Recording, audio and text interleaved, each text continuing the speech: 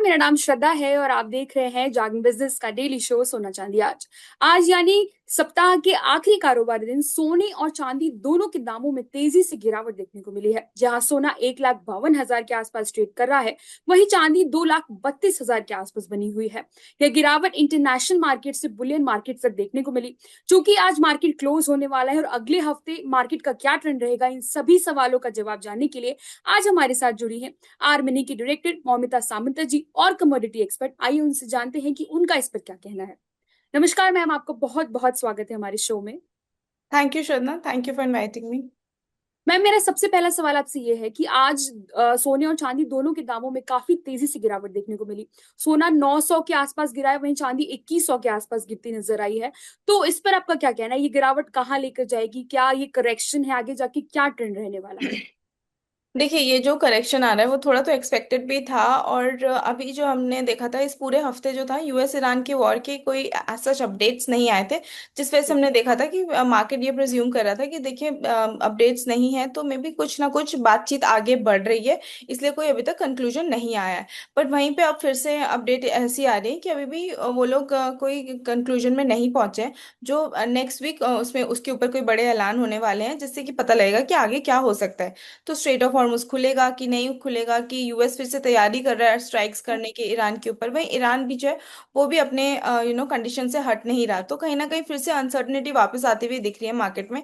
क्योंकि अगर कोई अग्रीमेंट नहीं जब तक होगा तब तक ये अनसर्टनिटी बनी रहेगी। बस कभी कभार ये थोड़ी कम हो जाती है, कुछ पॉजिटिव न्यूज आती है तो, और जब कुछ नेगेटिव आता है तो वो अनसर्टनिटी बढ़ती हुई नजर आ रही है।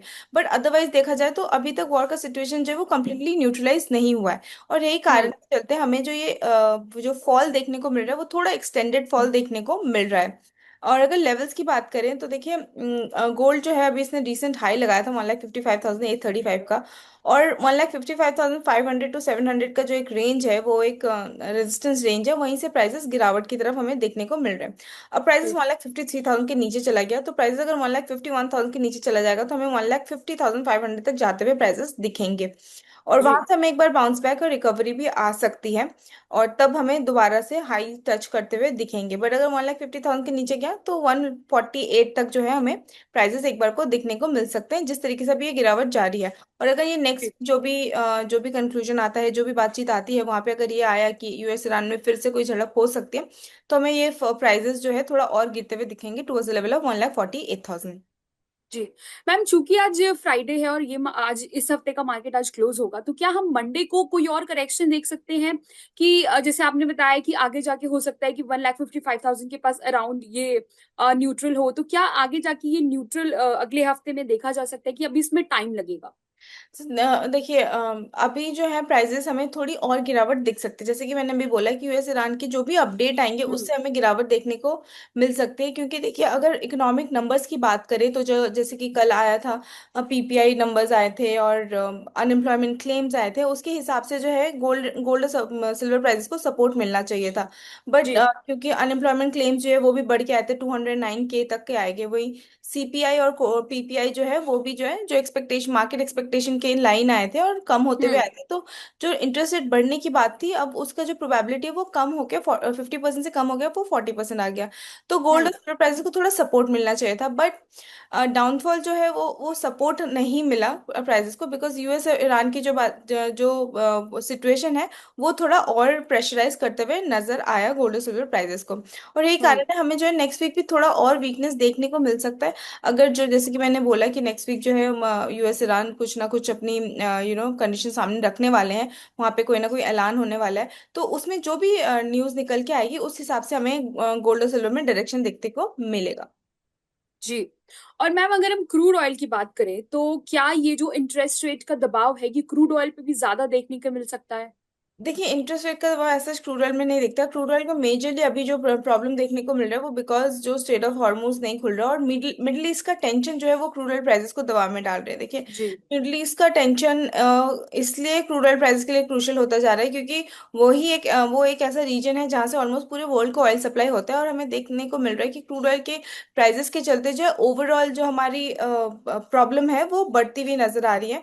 अगर हम हम्म। किसी भी इकोनॉमी की भी अगर हम बात करें, वहां पर भी यही देखने को मिल रहा है, जो प्राइसेस है इन्फ्लेशन जो है वो बढ़ते हुए नजर आ रहे हैं। वहीं अगर हम जो डिमांड भी है क्रूड ऑयल की वो भी कम होती हुई नजर आ रही है, इसलिए प्राइसेस में जो एक तरफा तेजी एकदम से देखने को मिल रही थी वो भी नहीं देखने को मिल रही है। अगर ओपेक की बात करें, उसने भी 2026 में जो ग्लोबल ऑयल डिमांड है उसका फोरकास्ट को डाउनवर्ड रिवाइज कर दिया टू 5,80,000 पर बैरल। वहीं आईईए ने भी डिमांड का जो आउटलुक है ऑयल का कम कर दिया है, और उसका रीजन सिर्फ यही दिया है कि देखिए प्राइसेस बढ़ रहे हैं और इसी वजह से कंजप्शन जो है वो क्रूड ऑयल की कम होती हुई नजर आ रही है। पर सप्लाई में डिसरप्शन अभी भी है, तो इसलिए प्राइसेस ना एक तरफा अब चढ़ रहे हैं ना ही एक तरफा एकदम से गिरते हुए नजर आ रहे हैं। एक रेंज बाउंड नजर आ रहा है, जो भी जब भी वो रेंज कटता हुआ नजर आता है उस साइड की हमें मूवमेंट देखने को मिल रही है क्रूड ऑयल में।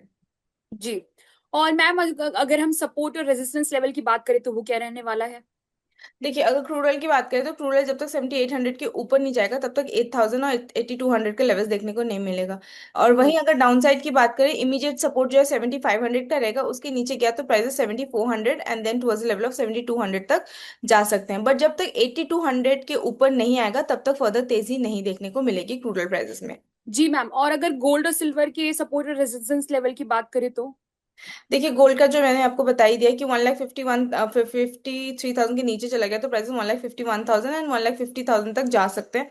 उसके जी। नीचे गया तो एक बार एक लॉन्ग टर्म सपोर्ट हमारा 1,48,000 बनता है। वही रेजिस्टेंस की बात करें, जो अभी रीसेंट हाई था 1,55,835, उसके ऊपर चलेगा तो प्राइसेस हमें जी। फिर से 1,57,000 देन 1,61,000 तक देखने को मिलेंगे। जी। सिल्वर की बात करें डोमेस्टिक में, देखिए जो अभी रिसेंट हाई था 2,41,999 का, मतलब ऑलमोस्ट 2,42,000, उसके ऊपर हम्म। चलेगा तो ही प्राइसेस हमें 2,48,000 तक जाते हुए दिखेंगे। वहीं अगर हम्म। डाउन साइड की बात करें, प्राइसेस 2,30,000 के अगर नीचे गए, आज की क्लोजिंग अगर 2,30,000 के नीचे हुई तो प्राइसेस हमें एक बार को 2,24,000 तक दोबारा जाते हुए दिख सकते हैं, जो एक साइकोलॉजिकल सपोर्ट है सिल्वर का, क्योंकि वहीं से प्राइसेस जो है हमें बार बार बाउंस बैक होते हुए दिखते हैं। बट 2,24,000 के नीचे गया तो फर्दर वीकनेस आती हुई दिखेगी। हाउएवर उसकी प्रोबेबिलिटी जो है वो काफी कम है, हमें बाउंस बैक आते हुए दिख जाएगा प्राइसेस में, because apart from US Iran war बाकी सारी जो फंडामेंटल्स है वो सपोर्टिव है गोल्ड गोल्ड और सिल्वर के लिए। जी। और मैम, जो लोग ट्रेडिंग कर रहे हैं उनके लिए टारगेट प्राइस क्या रहने वाला है? देखिए, जो ट्रेडिंग कर रहे हैं अभी थोड़ा अवॉइड करना बेटर रहेगा गोल्ड और सिल्वर को, क्योंकि जी। अभी प्री फॉल हो रहा है, तो अभी प्राइसेस कहाँ तक रुकते हैं वो देखना पड़ेगा। उसके बाद ही हम गोल्ड और सिल्वर में, मतलब मेरी पर्सनल ये एडवाइस है कि उसके बाद ही हम गोल्ड और सिल्वर में एंट्री का सोचेंगे, क्योंकि अगर जैसे कि मैंने बोला नेक्स्ट वीक भी हमें ओपनिंग जो है वीक देखने को मिल सकती है, प्रोवाइडेड यूएस ईरान जो वॉर की जो बातचीत है वहां पे जो भी अपडेट आता है उसके हिसाब से हमें आगे मूवमेंट देखने को मिलेगा। तो बेटर है कि आज वेट करें थोड़ा। और मैम, फेस्टिव सीजन में क्या सोना और चांदी काफी तेजी से उछाल मारेगा? क्या काफी तेजी से इनके दामों में बढ़ोतरी होने के लिए मिलेगी?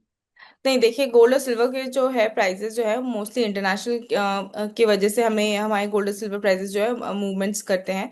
हाँ, हम्म। डोमेस्टिक डिमांड की वजह से जो है वो थोड़ा अपसाइड थोड़ा सपोर्ट मिल जाता है।